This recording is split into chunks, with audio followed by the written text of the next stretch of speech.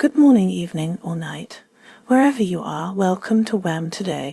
Take a deep breath, clear your mind, and let's drift through the whispers of today's world, one quiet thought at a time. As we wrap up Tuesday, 1st July, 2025, let's see what stories are unfolding around us.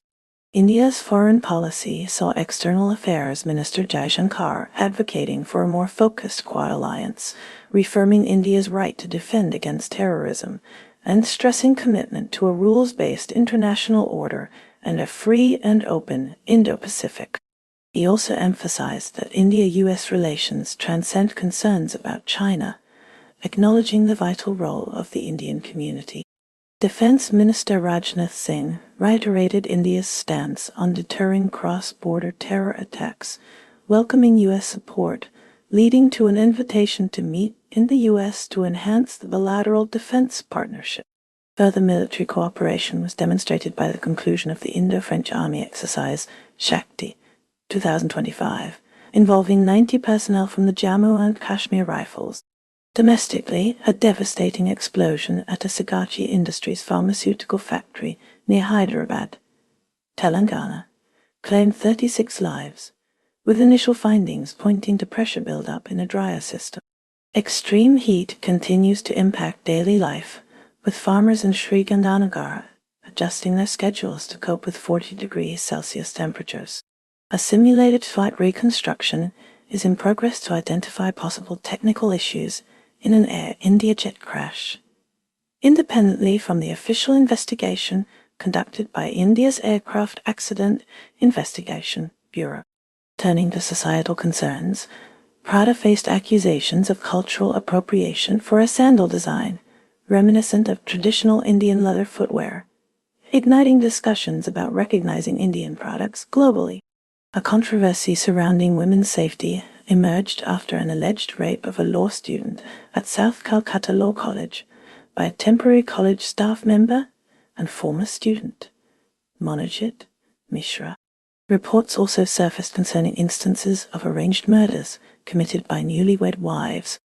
Shifting focus to the Philippines, the country is grappling with a downturn in tourism, as noted in broader Asian regional news.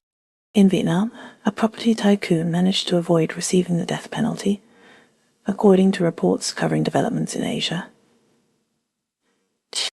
China faces a complex landscape of domestic challenges and global engagements. Severe flooding in central and southern areas has resulted in at least 9 fatalities and the displacement of tens of thousands. Economically, President Xi Jinping is pushing for a unified national market to boost domestic demand amidst global economic uncertainty. He has also emphasized the need for increased public and media oversight of the government and the Communist Party. To attract foreign investment, China is introducing new tax breaks for foreign firms that reinvest profits locally. The Star Market approved its first IPO for an unprofitable company, indicating renewed support for innovative firms, while Zion Mining Group Company Limited plans a Hong Kong IPO to fund global expansion. However, China has banned passengers from carrying certain portable batteries on flights due to safety concerns. China is actively involved in international relations, sanctioning Francis Tolentino for his involvement in the Philippines' South China Sea claim. Simultaneously, China is expanding its scientific and technological collaborations with the Global South as its ties with the U.S. diminish. In trade, Beijing is considering tax refunds for French cognac producers who cooperate with an anti-dumping investigation into EU brandy sales and may finalize a large Airbus order, potentially sidelining Boeing. The upcoming military parade in Beijing will showcase advanced weaponry and feature a speech by President Xi Jinping. The Tianwen-2 spacecraft has transmitted images of Earth and the Moon, confirming its operational status, and Chinese scientists have discovered that existing databases underestimate carbon dioxide emissions from coal power plants. Drones are being deployed for flood rescue operations, assisting in the transport of supplies and people. Chen Xia has been appointed as the new Communist Party boss of the Xinjiang Uyghur Autonomous Region. Hong Kong's human rights record is under increased scrutiny as it commemorates the anniversary of its handover to China. The Lee administration's implementation of a new security law in 2024 is raising concerns about the erosion of civil liberties. Taiwan's president, Lai Ching-te, is issuing increasingly strong warnings regarding the threat posed by China. Critics argue that his rhetoric could escalate tensions with Beijing. Turning to the United States, Congress is deliberating on legislation that could bar companies with ties to China from receiving clean energy tax credit. The family of Jane Wu, a China-born neuroscientist, has filed a lawsuit against Northwestern University, alleging discrimination and isolation led to her suicide in 2024. Financial analysts predict that the yuan will continue to appreciate against the US dollar, driven by a stronger Chinese economy and concerns about its debt sustainability. Iran is currently evaluating the extent of damage to its nuclear facilities after recent airstrikes by the US and Israel, while also weighing the possibility of re-engaging in negotiations. Despite the setback to its nuclear program following Operation Midnight Hammer, Iran continues to enjoy significant support within the country. Internally, Iran is grappling with challenges, including the pursuit of suspected collaborators with Israel, resulting in hundreds of arrests and some individuals seeking refuge in neighboring Turkey. Concerns are escalating regarding the well-being of Iranian political prisoners, especially after Israeli airstrikes occurred near Tehran's Evin prison on June 23. Human rights advocate Reza Khandan, who was detained in 2024 for supporting the Woman, Life, Freedom movement, has been transferred to a prison with extremely poor conditions. U.S. intelligence sources revealed that Iran had been preparing to deploy mines in the Strait of Hormuz, a critical global oil and gas shipping route, potentially causing a surge in global energy prices if the waterway is blocked. In Denmark, a man was arrested on suspicion of spying for Iran and planning attacks in Germany, specifically gathering intelligence on Jewish individuals and locations in Berlin, which German prosecutors suspect was intended for use in future attacks. The Iranian embassy in Berlin has denied these accusations. Furthermore, Iran-affiliated hackers are threatening to release emails belonging to aides of former U.S. President Donald Trump, prompting FBI Director Kash Patel to pledge investigation and prosecution for anyone involved in national security breaches. Turning to international relations, French President Emmanuel Macron and Russian President Vladimir Putin have engaged in their first discussions since 2022, addressing both the situation in Iran and the conflict in Ukraine. Macron proposed that Moscow and Paris work together to ease tensions surrounding Iran's nuclear program, finding some common ground, though they remain divided on the war in Ukraine. Meanwhile, U.S. President Donald Trump has called on Iran-backed Hamas militants to accept the final proposal for a 60-day ceasefire agreement with Israel in Gaza. In the United States, President Donald Trump's strategy concerning the conflict with Iran has been compared to Keynesianism, suggesting an attempt to have it both ways, which may lead to consequences such as retaliation and the need for diplomatic engagement. FBI Director Kash Patel has affirmed that anyone involved in national security breaches, such as the hacking of Trump aides' emails by Iran-linked actors, will be investigated and prosecuted. Australia is grappling with the aftermath of severe weather in New South Wales, marked by fallen trees, property damage, and inundated roads, leading the NSWSS to issue urgent warnings against entering floodwaters. The withdrawal of state government financial support is causing a financial crisis for regional art galleries in New South Wales, jeopardizing their existence. A cyber incident at a Qantas contact center has exposed customer data stemming from a cybercriminal's attack on a third-party servicing platform. The arrest of politician Hannah Thomas at a pro-Palestinian protest in Sydney, during which she sustained potential vision loss in her right eye, is now under police investigation. In Queensland, an inquiry has found that concerns about reputation or legal risks may prevent individuals from reporting childcare abuse, creating a false sense of security. Foreign Affairs Minister Penny Wong affirmed that the Trump administration understands the strategic importance of the AUKUS agreement, but stopped short of claiming any firm guarantees. Turning to the United States, the Trump administration is reportedly pausing some weapons shipments to Ukraine amid concerns about dwindling of stockpiles, signaling a shift in priorities. The administration is also considering revoking the U.S. citizenship of Zohran Mamdani, a Democratic mayoral candidate for New York City, over alleged concealed support for terrorism. President Trump has again floated the idea of deporting U.S. citizens who commit crimes, a proposal that has previously faced legal challenges. Tuvalu is seeking assurances from the U.S. that its citizens will not be barred from entry, after being mistakenly included on Trump's travel ban list due to an administrative and systemic error. Legally mandated U.S. national climate assessments have been removed from federal websites, potentially hampering state and local governments' ability to prepare for climate change effects. The U.S. defense industrial base remains reliant on Chinese suppliers, sparking concerns about war readiness despite efforts to reduce this dependency. The FBI has charged 2 Chinese nationals with allegedly working for China's Ministry of State Security to recruit spies within the U.S. military. 3 Mexican financial institutions previously sanctioned by the Trump administration are experiencing economic repercussions following allegations of laundering money for drug cartels. Analysts suggest the U.S. could be China's biggest ally in reining in Asia's nuclear ambitions, especially after Iran's defeat in its war with Israel, which has heightened fears of nuclear proliferation.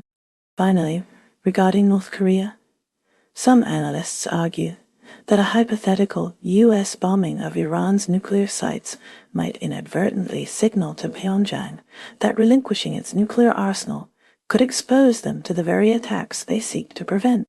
Japan faces strained economic relations with the United States, as President Trump voices doubts about a trade agreement and threatens tariffs up to 35% on Japanese imports. The July 9 trade deadline has passed without a deal, leaving Japan subject to existing U.S. tariffs on automobiles, steel, and aluminum. Trade negotiations are currently stalled, even with Japan's plan to invest in upgrading its shipyards to support U.S. Navy vessel repairs. Despite the threat of U.S. tariffs, large Japanese companies remain optimistic, contrasting with the sentiment of automakers and smaller businesses. Expanding efforts to protect children, Japan is extending background checks to schools, kindergartens, community spaces, and talent agencies. Guana City has banned the practice of requiring staff to apologize on all fours, a response to increasing customer harassment. Japan experienced its hottest June on record with temperatures significantly above normal, underscoring the impact of climate change.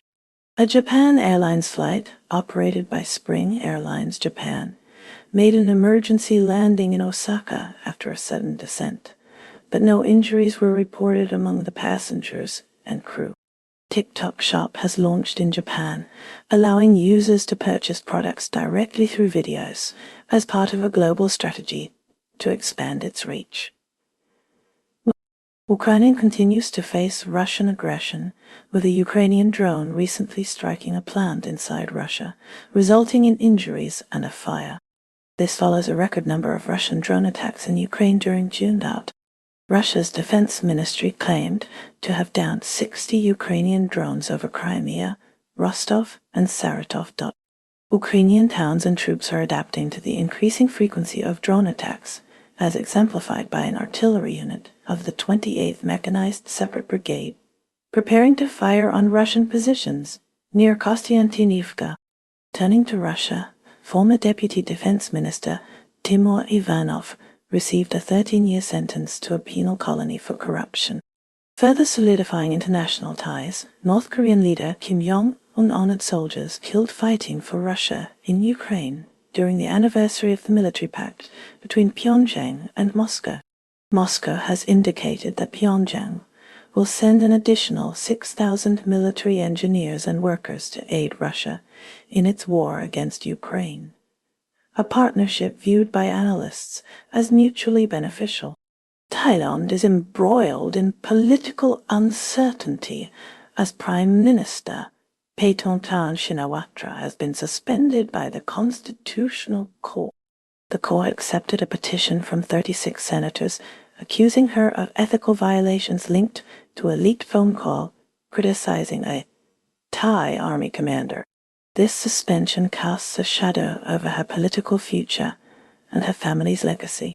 Her suspension was triggered by a leaked phone call with a senior Cambodian politician. Paetongtarn Shinawatra, the youngest Thai prime minister, is now facing calls to resign. The King of Thailand has approved a new cabinet for the coalition government, recently shaken by the controversy. Paetongtarn Shinawatra is also facing growing disapproval regarding her handling of the recent border dispute with Cambodia, which included an armed confrontation on May 28. Furthermore, Thailand has implemented a new prescription form, the PT-33, to regulate cannabis use for medical needs. Practitioners must now justify its use for 15 specific health conditions. Germany is grappling with the aftermath of a fatal stabbing in Melrichstadt, Bavaria, where a knife attacker killed one person and severely wounded 2 colleagues. Amidst these domestic concerns, the German Foreign Ministry has summoned Iran's ambassador in response to suspected espionage activities, reaffirming Germany's dedication to safeguarding Jewish communities and countering external threats. Simultaneously, Germany is bracing for the impact of Europe's initial major heat wave this summer.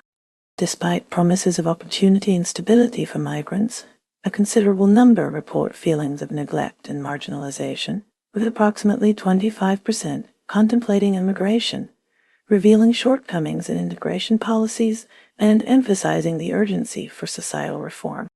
Israel is reportedly in agreement with the terms for a 60-day ceasefire with Hamas, as announced by President Trump, though Hamas's acceptance is still pending.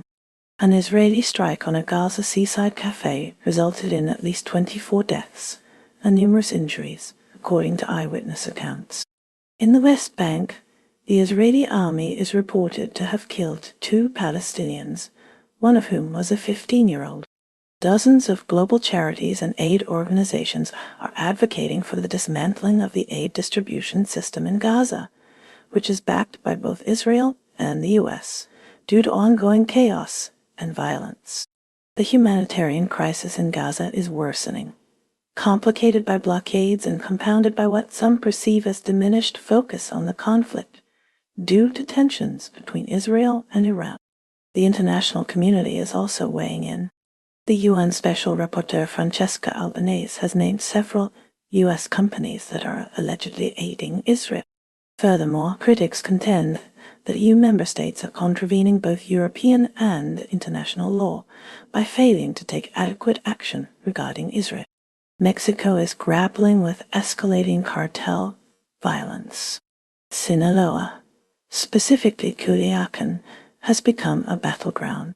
2 Sinaloa cartel factions are fighting for dominance. Recent clashes led to 20 deaths. 4 victims were found decapitated.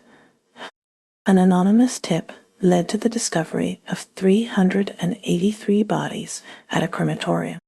The crematorium's owner and an employee were arrested. Hurricane Flossie intensified into a Category 2 storm off Mexico's Pacific coast. But Malaysia is currently addressing both environmental and judicial issues. The nation has stopped importing discarded plastic from developed countries, such as the United States, citing environmental protection. Adding to the nation's challenges, the Malaysian judiciary is experiencing a leadership vacuum. The retirement of Chief Justice Tengku Maimon, coupled with the end of Court of Appeal President Abang Hashim's term, has left key positions vacant. Prime Minister Anwar Ibrahim's administration opted against extending either term, a decision that the ruling coalition has appealed, underscoring the seriousness of the matter. Algeria's conviction of Franco-Algerian author Boualem Sansal for undermining national unity has further strained relations with France. Sansal, a vocal critic of the Algerian government, had his appeal rejected, thus upholding the initial 5-year prison sentence. This legal action has drawn international condemnation, raising concerns about freedom of speech within Algeria. Pakistan has taken on the presidency of the UN Security Council for July, a responsibility it holds during its 2-year tenure as a non-permanent member, which commenced in January 2025. Meanwhile, Indian media outlets report that New Delhi is preparing a strategy to counteract Islamabad's positions during this period. Adding to internal challenges, militants in southwestern Pakistan launched an assault on a police station and subsequently ignited 2 banks. Russia's President Vladimir Putin engaged in a phone call with French President Emmanuel Macron, their first in 3 years, addressing critical situations in West Asia and Ukraine. Putin stated that Western intervention was the catalyst for the ongoing conflict in Ukraine. The United States is now reconsidering some weapon deliveries to Ukraine, citing worries about dwindling U.S. reserves, reflecting a policy shift under President Donald Trump.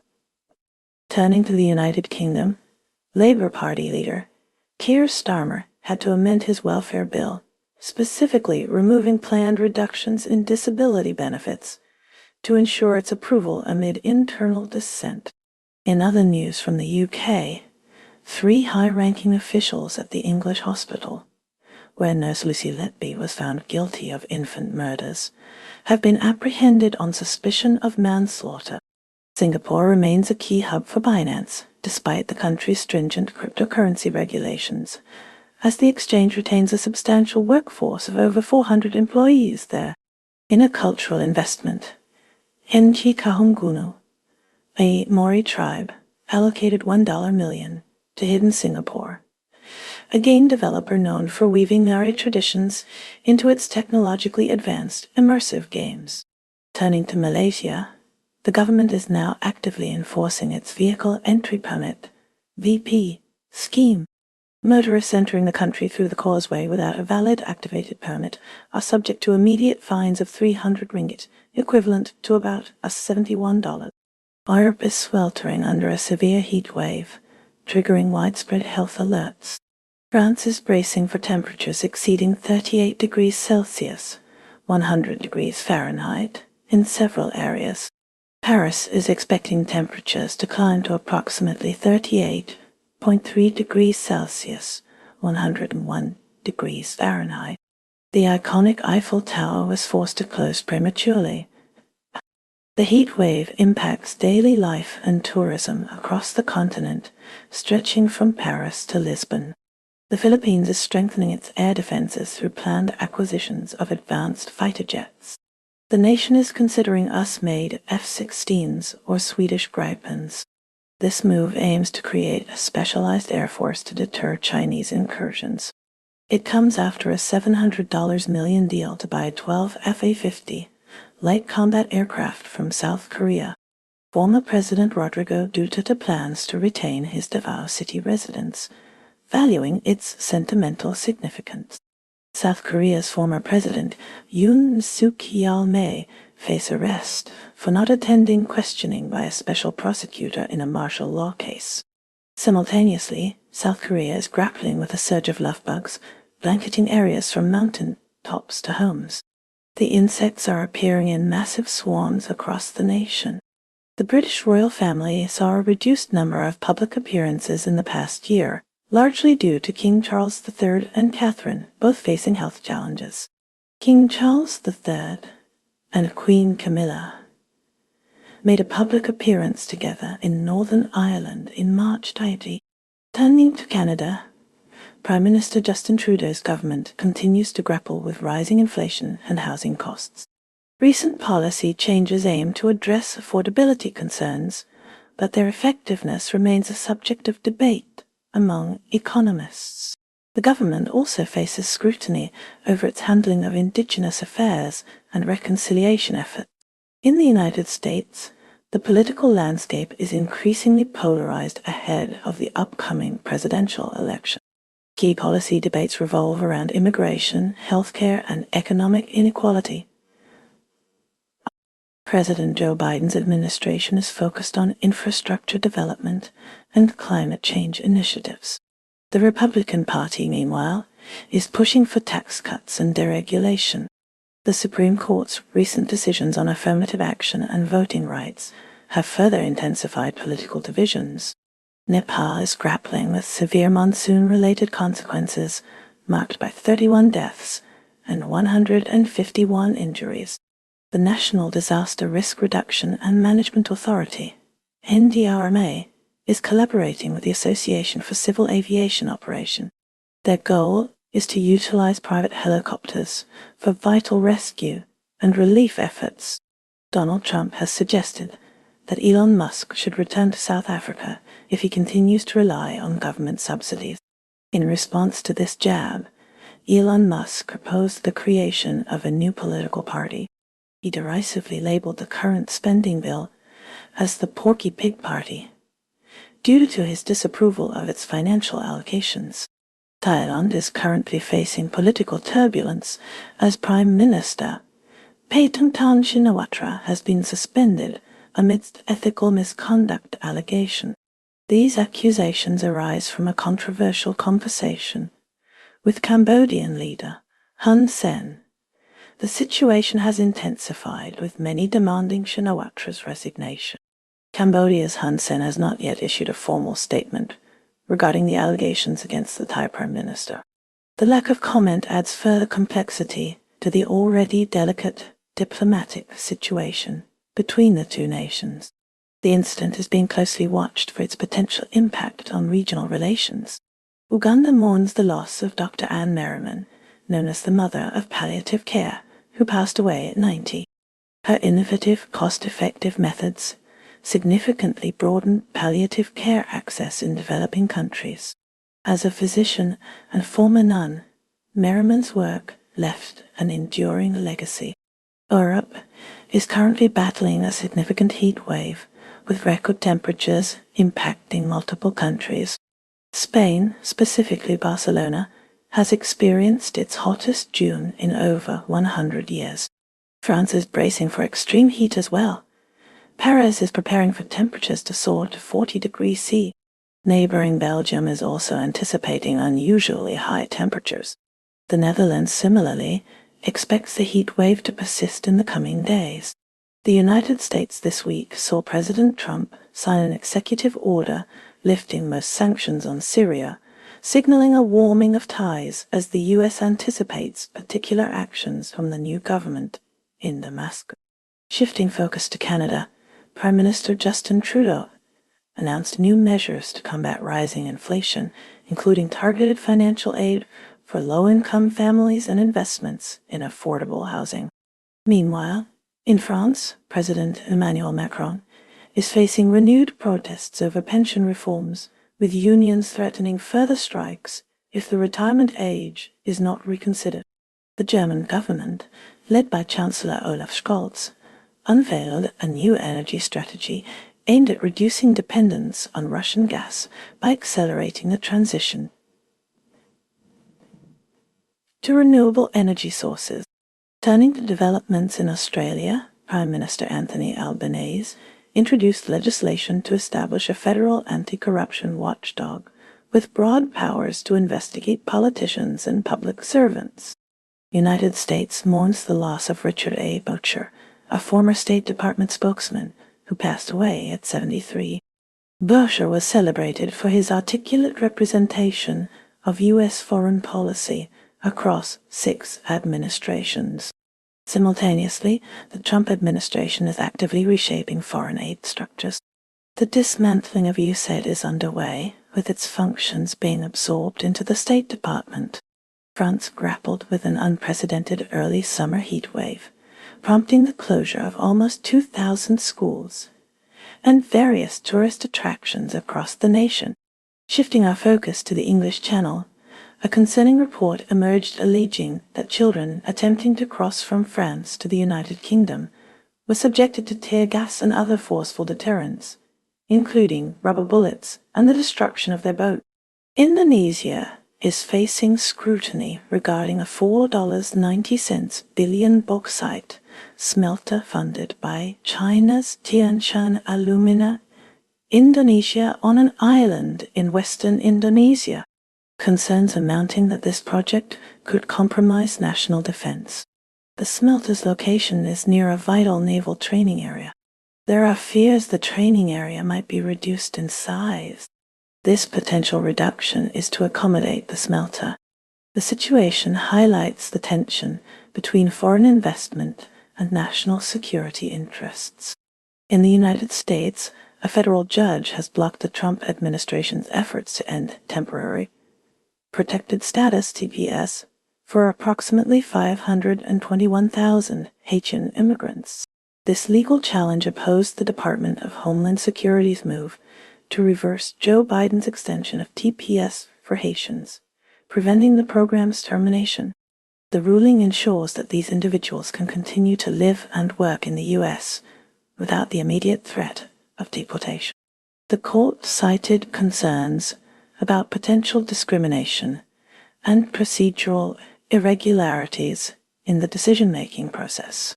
Kazakhstan has enacted a ban on face coverings in public spaces.